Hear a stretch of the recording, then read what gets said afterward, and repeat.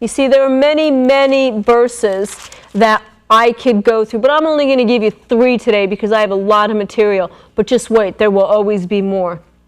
A hot-tempered man stirs up dissension, but a patient man calms a quarrel. Well, if you're internally at strife with yourself and you are at strife with others, how many of you know those hot-tempered people? Yeah, that used to be me. And I know what it's like. And when you're living double-minded, you don't want to be that way, but yet you are. And I told you last week that I thought that something was wrong with me. I couldn't quite figure out what my problem was. And yes, I was NPC or whatever the terminology is. I felt like I was retarded and I knew it and I couldn't figure out what it was.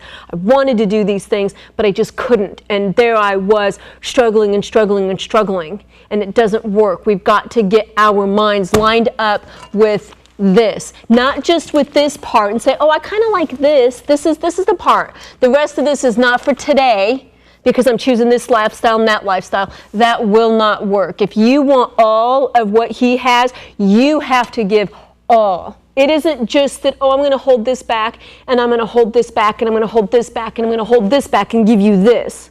And that seems to be where a lot of us are living, and then we wonder why. Why don't I have all of what God has for me? Well, if you're not giving God all, how do you even know what all the all is that he even has for you? He has it all, but what does all even mean? And what does it mean for you?